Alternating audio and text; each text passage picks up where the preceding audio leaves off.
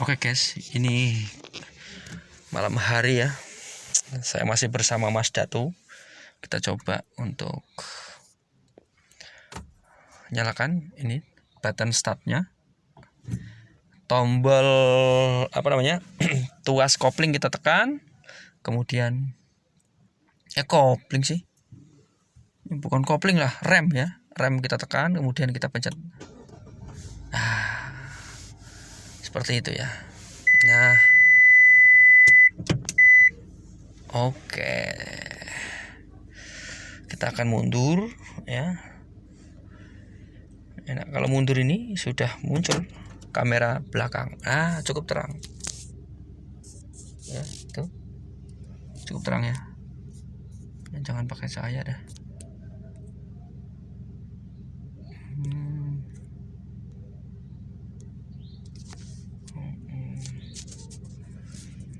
Nah, ini digital ya.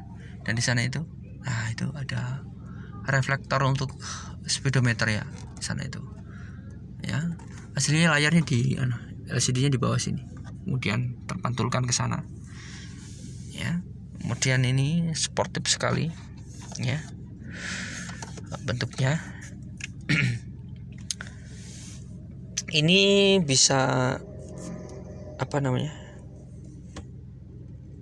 dibuat manual enggak ya? Yang jelas ini otomatis yang kita gunakan. Sepertinya juga bisa dijadikan untuk manual juga. Dan ini ada tombol ini ya, sport ya. Jadi kalau pengen lumayan cepat, kita aktifkan spotnya ya. Ini tombol-tombolnya. Ini untuk pengaturannya juga bisa di sini ya, hampir sama dengan yang di sini ya. Jadi ini juga sama di sini ya. Kemudian apalagi ya, mirror jelas pastinya adalah mobil sport. Dan ini lampunya mantap ini ya. Jadi kalau Anda pengen mendapatkan mobil ini, saya sarankan belinya jangan yang baru lah. Kenapa? Beli baru dipakai 1 tahun harganya sudah turun jauh ya. Dan beli second ya, misalkan kisaran harganya sekarang ini masih 160, itu bertahan dari beberapa tahun, harganya tetap ya, seperti itu.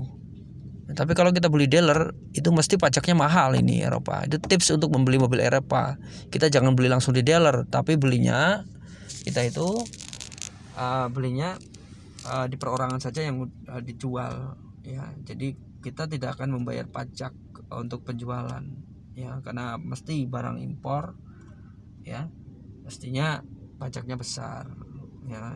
Kita lihat dah rata-rata kalau mobil baru harganya misalnya katakanlah 300 atau 400, itu purna jualnya nggak ada 1 tahun sudah turun banyak, hampir hilang harganya 25%, bahkan sampai 30%-an, udah turun jauh.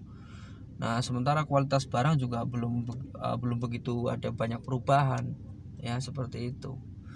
Jadi kita akan untung jika kita itu membeli mobil second yang masih bagus, masih ori ya. Bentar.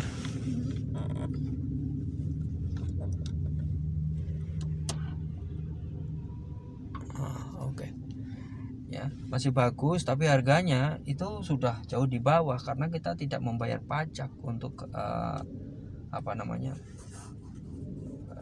istilahnya impor atau dari biaya cukainya itu, seperti itu ya. Jadi tapi kalau misalnya banyak uang sih tidak masalah. Saya rasa itu juga karena mengajar gengsi juga ya. Tapi kalau kita orientasinya karena fungsi mobil dan kualitas, saya rasa nggak jauh beda antara mobil pemakaian setahun atau juga pemakaian yang 0 tahun Ya karena contohnya ini luar biasa ini. Ya, fasilitas ini sudah hampir 3-4 tahun mobil ini karena saya pakai ini selalu untuk muter-muter ya. Ya, karena ini biasa saya pakai, jadi saya tahu betul kualitasnya luar biasa ini. Dari awal beli sampai sekarang, wah luar biasa. Luar biasa. Performanya masih sama, responsif dan sebagainya. Karena sudah biasa saya pegang ini. Kemudian yang luar biasanya adalah ini semua fasilitas masih jalan, oke, dan harganya masih bertahan. Jadi kalau kita menjual juga itu harganya masih stabil seperti itu. Ya, penurunan harganya ketika dari dealer ke penjual perorangan itu jauh biasanya turunnya. Tapi kalau antar perorangan sudah pakai katakanlah 1, 2, 3 tahun, kalaupun turun itu sedikit ya, turun sedikit ya, antara mungkin kurang lebihnya 5 lah, 5 sampai mungkin mendekati 10. Tapi kalau dari dealer kita beli kemudian kita jual setahun kemudian atau setengah tahun kemudian, itu turun harga itu katakanlah dari 120 bisa turun menjadi 90 atau 80. Hampir 40 juta sendiri ya. Hampir 40 ya, apa namanya? Rata-rata mungkin turunannya itu sampai 30 juta lah. Berapa coba bayangkan 30 juta hanya hilang dalam waktu 1 tahun rata-rata. Jadi ini tips saja buat teman-teman kalau terutama untuk beli mobil-mobil Eropa ya. Mobil-mobil Eropa. Ya secara umum sih sebenarnya kalau mobil keluar dari dealer itu harganya kan high sekian, misalkan dipatok sekian. Nah, kemudian ketika dibeli kemudian kita jual dalam waktu entah karena bosan atau karena kebutuhan atau bagaimana ya. Itu turunnya langsung ngeprek ke bawah jauh. Maka dari itu tips untuk panjenengan yang punya pandangan beli mobil, saran saya belilah mobil yang sudah dipakai ya mungkin antara 8 bulan sampai 1 tahun lah ya. Nah, maka dari itu kita harus pandai-pandai mengatur manajemen keuangan kita. Serta ini juga yang paling penting adalah kita kalau melihat mobil itu tentunya membawa teman yang memang mengerti atau membawa bengkel yang dia tahu bagaimana keadaan mobil itu, supaya kita bisa mempertimbangkan aspek tadi. Meskipun harganya mungkin mede tapi kualitas barang benar-benar itu standar dan bagus seperti itu. Meskipun nggak seperti mobil baru, tetapi dari segala fungsinya dan sebagainya kita lihat itu harus paham betul. Jangan-jangan harganya mobil second bekas laka lantas atau katakanlah ada yang disfungsi dan sebagainya. Nah, ini juga harus tahu riwayatnya. Jadi itu mungkin tips dari saya bagaimana kita kalau kita mau mencari mobil second ya. Oke, semoga ini jadi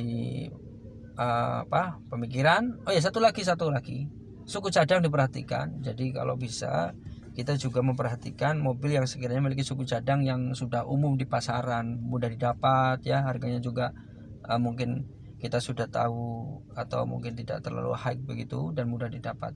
Ini juga faktor penting karena namanya mobil, jangan dengan mobil baru lah, apalagi mobil-mobil sekarang, zaman-zaman sekarang yang sekarang ini lagi banyak sekali promo-promo dan mobil-mobil harga mede itu. Jangankan mereka itu yang second, yang mobil baru new keluar dealer juga kadang-kadang itu ya, yang namanya trouble itu kan kita tidak tahu, namanya barang-barang kelas otomotif ya, entah kelistrikannya atau mungkin mekaniknya ada juga mungkin bermasalah. Jadi tetap kita juga memperhatikan suku cadang, apalagi kalau kita membeli mobil second ya, pastikan memang mobil second itu suku cadangnya mudah didapat.